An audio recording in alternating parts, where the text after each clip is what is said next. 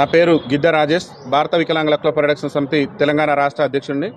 ముఖ్యంగా ఏదైతే రేవంత్ రెడ్డి గారు రాష్ట్ర ముఖ్యమంత్రిగా బాధ్యతలు చేపట్టక ముందు పీసీసీ అధ్యక్షుని హోదాలో ఈ తెలంగాణ రాష్ట్రంలో కాంగ్రెస్ పార్టీ అధికారంలోకి వస్తే వికలాంగులందరికీ కూడా మా కాంగ్రెస్ పార్టీ అధికారంలోకి వచ్చినాక వికలాంగుల పింఛన్లు అన్నింటినీ కూడా 6,000 రూపాయలు చేస్తాం.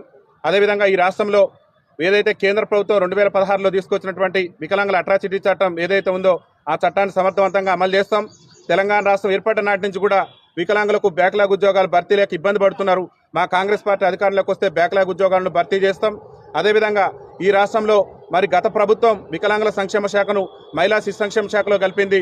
దీన్ని ప్రత్యేక శాఖగా కొనసాగించి మరి ప్రత్యేక అధికారులు నియమిస్తామని చెప్పేసి కాంగ్రెస్ పార్టీ అభయాస్త్రం ఎన్నికల మేనిఫెస్టోలో 29వ అంశంలో పేర్కొని దాదాపు 2 ఏళ్ల పరిపాలన పూర్తయినా కానీ వికలాంగుల సమాజానికి ఇచ్చినటువంటి ఏ ఒక్క హామీని కూడా నెరవేర్చకుండా అడుగడుగునా రాష్ట్ర ముఖ్యమంత్రి